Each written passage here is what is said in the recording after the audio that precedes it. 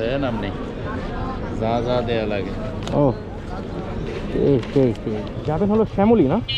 না না শ্যামলী কই আগারগা মুক্তিযুদ্ধ জাদুঘর দেখাচ্ছে।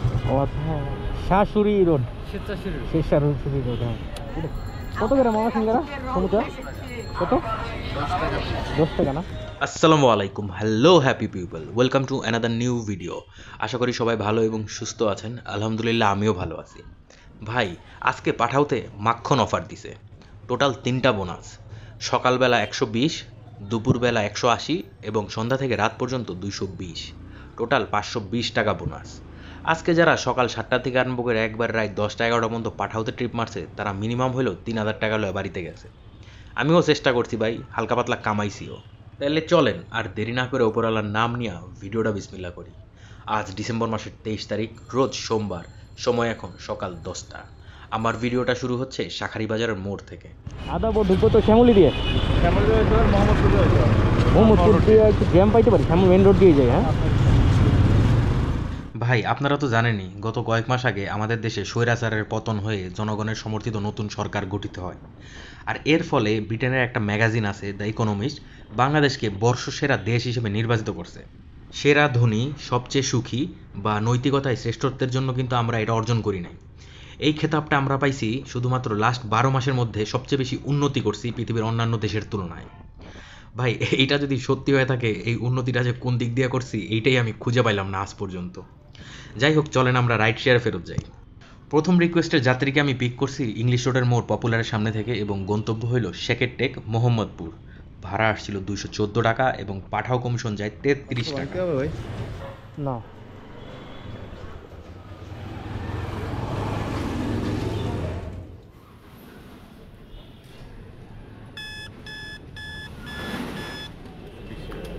ওকে, থ্যাংক ইউ ভাই। আসসালামু আলাইকুম। যাবেন হলো শ্যামলী না? না না শ্যামলী কই আগারগা মুক্তিযুদ্ধ জাদুঘর দেখাচ্ছে। ও আচ্ছা হ্যাঁ না, অনেক কিছু লেখা তো, আগারগা, শ্যামলী, মোহাম্মদপুর, তো বোঝা যায় না। মুক্তিযুদ্ধ জাদুঘর। ওকে। এর পরের রিকোয়েস্টটা আসে জনতা হাউজিং মোহাম্মদপুর থেকে। যাত্রীর গন্তব্য ছিল মুক্তিযুদ্ধ জাদুঘর।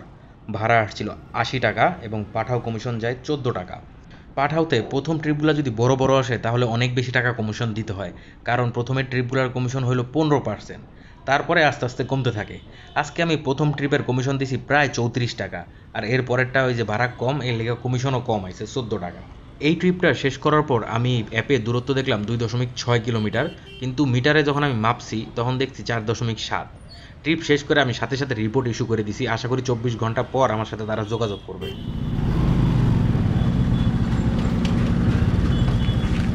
একটা মানুষও তো নাই জাদুঘর।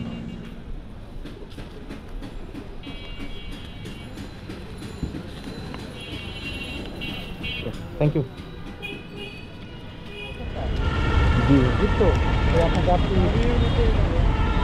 ওই তো আইতাছে, আহুক না। আপনি জিজ্ঞেস করছিলেন আবার? হ্যাঁ রে, আমি নামাইছি, নামানোর পরে হ্যাঁ আবার মতিঝিল। হ্যাঁ মতিঝিল নিয়ে এসেছি বনানী থেকে। আপনি গেলেন না? গেলে হ্যাঁ আপনি গেলেন না কেন?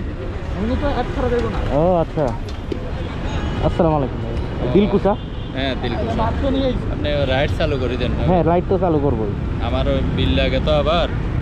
রাইড না চালু করলে তো আমারই লস। পাঠাবো একজন আমার লস করে দিচ্ছে এরকম রাইড চালু না করে। আমি উত্তরা থেকে আগের যাত্রীকে নামানোর পর আমি গেছি পাসপোর্ট অফিসের সামনে। ওইখানে মাত্র 2 মিনিটের মতো বসছি, সাথে সাথে পাঠাও বাইজে উঠছে। এবং যে যাত্রী সে আসার আগে একটা রাইডার এসে আমারে বলতেছে, ভাই আপনার নাম কি, দীপ্ত নাকি? আমি তো অবাক হয়ে গেছি যে হ্যাঁ কেমনে জানলো। তখন হে বলতেছে যে যাত্রী আমার সাথে যাবে তারে নাকি সে নিয়ে আসছে। এখন আমি জিজ্ঞেস করলাম তাহলে আপনি আবার নিয়ে যান। তখন বললো যে ভাই সে অ্যাপ ছাড়া যাবে না। আর ওইখান থেকে মানে সে রিকোয়েস্ট দিছে, আর রিকোয়েস্টটা আসছে আমার কাছে। ইসের বেটার কপালটাই খারাপ। যাই হোক, যাত্রীর গন্তব্য ছিল দিলকুশা এবং ভাড়া আসছিল 164 টাকা, ডিসকাউন্ট ছিল 20 টাকা, পাঠাও কমিশন যায় 18 টাকা। আর আমার যাত্রী নামবো হইল দিলকুশা ইউনুস সেন্টারের সামনে। সে আমারে বলতেছে ডক্টর ইউনুস হইল ওই ইউনুস সেন্টারের মালিক।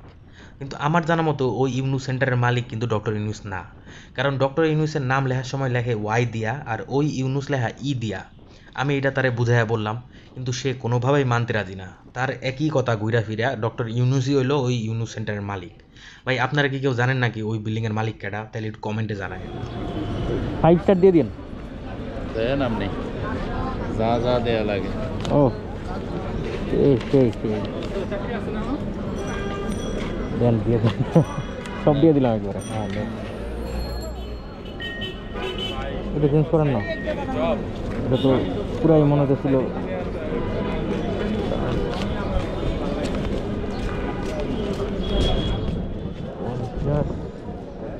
ওইসে হেঁটে 2 টাকা রাখ। আচ্ছা ধন্যবাদ। আসসালামু আলাইকুম ভাইয়া, আপনি যখন আমার ফোনটা দিয়েছেন, আপনার ফোন ধরে আমি আবার আপনার ব্যাক করছি, আপনার আমারটা ঢুকে গেছে, আপনারটা রিসিভ হয়ে গেছে। আমার এখানে একসাথে 2টা চলে আসে ফোন। 2টা ফোন চলে আসে না? আমি তো অবাক হয়ে গেছি, এরকম তো কখনো হয় না এর আগে। আপনারটা ধরার পর আমারটা ঢুকছে, দেখাইতেছে ওয়েটিং। মানে আপনার ফোন রিসিভ করেই আপনার ওয়েটিং দেয়। হ্যাঁ তো ভাই লাগতাছে ও উল্টা দিকে নিয়ে ভাইয়া যাবেন হইলো মগবাজার 4 রাস্তা মোড়ে। চলো। আগের যাত্রীকে যেখানে নামাইছি এর পরের রিকোয়েস্টটা ওখান থেকেই আসে। ঘড়িতে বাজে তখন 12টা। যাত্রীর গন্তব্য হলো ইস্কাটন। ভাড়া আসছিল 101 টাকা, ডিসকাউন্ট ছিল 16 টাকা, পাঠাও কমিশন যায় 11 টাকা। এখন ভাই এই যাত্রীর সাথে একটা মানে আজব ঘটনা ঘটে গেল। ধরেন আমি আর আপনি যদি দুজনের ফোন দেই, তাহলে অবশ্যই কিন্তু আমাদের ফোনে বিজি দেখাবে। আমার ফোনে বলবে বিজি, আপনার ফোনেও বলবে বিজি। কিন্তু উনি আর আমি দুজনের ফোন দিছি, আমার ফোনও ওনারটাই ঢুকছে, ওনার ফোনও আমারটাই ঢুকছে, এবং দোনোজনের দেখাইতেছে ওয়েটিং, এবং দোনোজনের ফোনই 2 দিক থেকে হোল্ড হয়ে গেছে। ভাই এই রকম আজব ঘটনা আমার সাথে এর আগে কখনোই ঘটে নাই। Thank you, welcome. ধানমন্ডি সীমান্ত স্কয়ার পিলখানা সাইড। হ্যাঁ চলেন। পিলখানা সাইড বলতে কি ওই যে আজিমপুর দিয়ে ঢোকা লাগবে, নাকি ওই যে সীমান্ত স্কোয়ারের যে গেটটা আছে ধানমন্ডি জিগাতলা? সীমান্ত ওই যে শপিং সেন্টার আছে না? হ্যাঁ শপিং সেন্টারের গেটে। হ্যাঁ তাহলে চলেন। হ্যাঁ এই রিকোয়েস্টটা আসে 12:24 যাত্রীকে পিক করছি মালিবাগ বিটিসিএল অফিসের সামনে, এবং গন্তব্য হলো সীমান্ত স্কোয়ার। ভাড়া আসছিল 102 টাকা, ডিসকাউন্ট ছিল 21 টাকা, এবং পাঠাও কমিশন যায় 6 টাকা। ছোটোবেলায় আমার একজন স্যার আছিল, উনি লেখাপড়ার ফাঁকে ফাঁকে মাঝে মাঝে গল্প কাহিনী শোনাইতো। একদিন সে বলতেছে আমাদের হাতে যে রেখাগুলো হয় ওগুলা কিন্তু যখন আমরা জন্মাই তখন থাকে না। জন্মের সময় বাচ্চাদের হাত নাকি প্লেন থাকে, তারপর নাকি মুট কইরা রাখতে রাখতে এই রেখাগুলো হয়। এতদিন তো ভাই আমিও হেডেই বিশ্বাস করতাম, কিন্তু কিছুদিন আগে একদম নিউবর্ন একটা বেবি দেখছি, এবং তার হাতে 2টা দাগ ছিল। ওইটা দেখার পর আমি বুঝতে পারলাম আমার ওই স্যার মাঝে মাঝে আজাইরা পেঁচাল পারতো, এখন যেরকম আমি পারতাছি আপনাগুলোকে। আপনি যে সুদ খায় হ্যাঁ সে 1 কোটিতে 93,000 টাকা পায়, সকল কস্টিং বাদ। ইন্টারেস্ট আর কি। আর যারা সুদ খায় না, ইসলামী হইতে রাখে, 85, তাদের একটু কম আসে। তাও তো 80 আসবো 85 80 আসে, 80 85 চলে আসে। তো হিসাব করছেন ভাইয়া। 5 টাকার নোটটা একটু ভাঙাচোরা। মোহাম্মদপুর শাশুড়ি রোড, শাশুড়ি রোড। হ্যাঁ উঠেন। যাত্রীকে সীমান্ত স্কোয়ারের সামনে নামায় আমি রাস্তার অপোজিটে যেয়ে 5 মিনিট দাঁড়াইলাম, কিন্তু ভাই অবস্থা ভালো ঠেকতেছিল না। আর আমার তখনও দরকার 2টা ট্রিপ 180 টাকা বোনাসের জন্য। ঘড়িতে বাজে 1:11। আমি ভাবলাম মোহাম্মদপুরের দিকে যাই, আর তখনই ইনড্রাইভে দেখলাম একটা রিকোয়েস্ট সিটি কলেজের সামনে থেকে। যাত্রীর গন্তব্য হইল শের শাশুড়ি রোড। যাত্রী ভাড়া অফার করছে 70 টাকা, দূরত্ব হলো 3.4 কিলোমিটার। আমি বিট করলাম 77। যাত্রী রাজি হইল। আর মোহাম্মদপুর যাওয়ার পর ভাই ভালোই হয়েছে, কারণ সাথে সাথেই আমি আরেকটা ট্রিপ পেয়ে গেছি পাঠাও। ধন্যবাদ। আসসালামু আলাইকুম।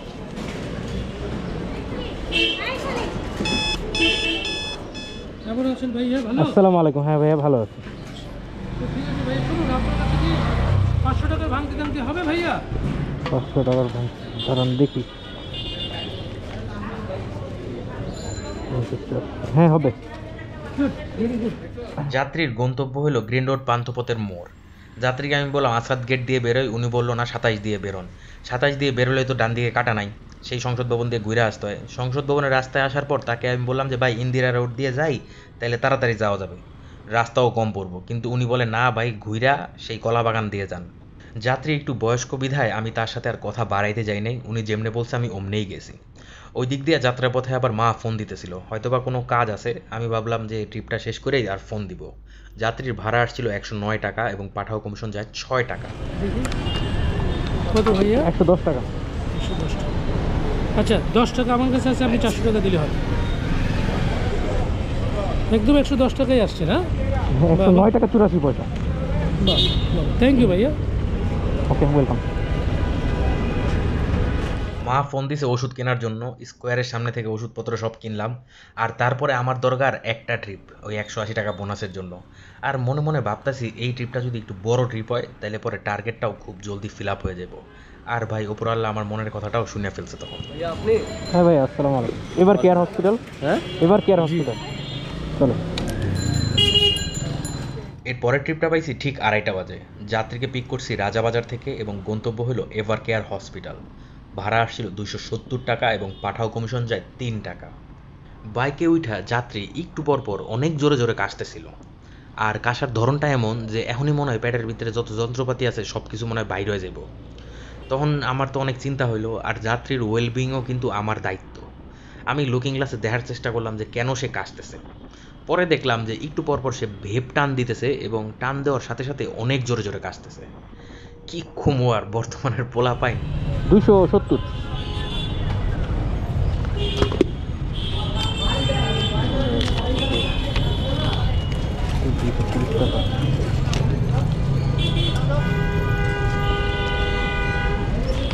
ধরেন এটা 200।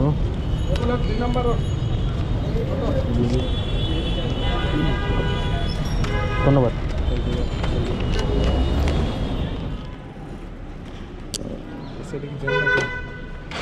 বলতে পারি না তো ভাই, আমি তো আসছি গুলশান দিয়ে। আগের যাত্রীকে নামানোর পর আমি গেছি আইইউবির সামনে। ওখানে 10 মিনিট দাঁড়াইছি, ঘড়িতে বাজে 3:30। তখনই পাঠাওতে পরের রিকোয়েস্টটা আসলো। যাত্রীকে পিক করছি আমি বসুন্ধরা বি ব্লকের রোড নাম্বার 7 থেকে এবং গন্তব্য হলো খিলগাঁও রেলগেট। ভাড়া আসছিল 236 টাকা এবং পাঠাও কমিশন যায় 3 টাকা। যাত্রী আমাকে বলতেছিল ভাই একটু টাইনা যান, কারণ একটা অ্যাক্সিডেন্ট হয়েছে, থানায় যাইতে হবে। এখন অ্যাক্সিডেন্টটা হয়েছে একটা ছিনতাই। ওনার আপু আর আব্বু আজকে সকাল 11টা না 12টা নাগাদ তুরাগ বাসে করে আসতেছিল, সাথে কিছু পরিমাণ টাকা ছিল। তারা বাসের পিছনের দিকে বসা ছিল। এখন 5-6 জন লোক নাকি তাদেরকে ঘিরা ফেলাইছে, চাক্কু টাক্কু ছিল তাদের সাথে। আর বাস ভর্তি কিন্তু লোকজন আছিল। ওনার আপু অনেক চিল্লাচিল্লি করছে, ইভেন কি বাস ড্রাইভাররাও বলছে থামাইতে, কেউ থামাই নাই, কেউ কোনো হেল্পও করে নাই। তাদের কাছ থেকে নাকি সব টাকা পয়সা নিয়ে ওরা বাস থেকে নাইমা পালায় গেছে। এখন কোন ভাই আমরা কোন মগের মূল্যকে বাস করতেছি। যাত্রী যাইতেছিল খিলগাঁও থানায়। আমি যখন জানতে পারলাম ঘটনাটা ঘটছে ইত্তেফাক মোড়ের সামনে, আমি তারে বললাম যে ওয়ারি থানায় যাইতে, ওইখানে যায় জিডি করতে।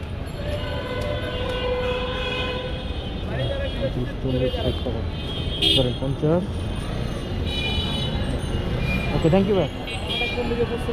কি ওয়ারি থানা হইলো টিকাটুলি চিনেন, রাজধানী সুপার মার্কেট ওইখানে। হ্যাঁ, আপনি একটা জিডি করায় নিয়েন কিন্তু। হ্যাঁ, জিডি আগে করায় নিন, বাকিটা পরে দেখা যাবো। আর যদি পুলিশ পরিচিত থাকে তাহলে ওরা বাই করে দিতে পারবে। ঠিক আছে ভাই, ওকে। আগের যাত্রীকে নামায় আমি ডাইরেক্ট বাসার দিকে রওনা দিয়ে দিছি। ঘড়িতে বাজে তখন 4:10। এখানেই আজকে আমি রাইড শেয়ারের সমাপ্তি টানলাম। চলেন তাহলে হিসাবটা করে ফেলি। আজকে আমি সকাল 10টায় বেরোইছি এবং বাসায় ফিরতেছি 4:30টায়। এই 6.5 ঘন্টার ভিতরে পাঠাওতে আমি মারছি টোটাল 8টা ট্রিপ এবং 180 টাকা বোনাস সহ ইনকাম হয়েছে 1361। আর ইন ড্রাইভে একটা মারছিলাম, ওইটা হলো 80 টাকা দিছে। টোটাল দাঁড়াইলো 1440 টাকা। আর সকালবেলা তেল ভরছিলাম আমি 250। তাহলে এখান থেকে 250 টাকা বাদ দিলে থাকবে হইলো আজকে আমার নিট প্রফিট। তাহলে প্রিয় ভাই ব্রাদার ও আপুরা, আজ এখানেই বিদায় নিব। ইনশাআল্লাহ কাল আবার দেখা হবে। সবাই ভালো থাকবেন, সুস্থ থাকবেন, আর আমার ভিডিওটা অবশ্যই লাইক করে দিবেন। নতুন যারা আছেন সাবস্ক্রাইব করতে ভুলবেন না। প্রশ্ন থাকলে কমেন্ট বক্সে করবেন, আমি অবশ্যই উত্তর দিব। সবাইকে অসংখ্য অসংখ্য ধন্যবাদ এবং শুভরাত্রি।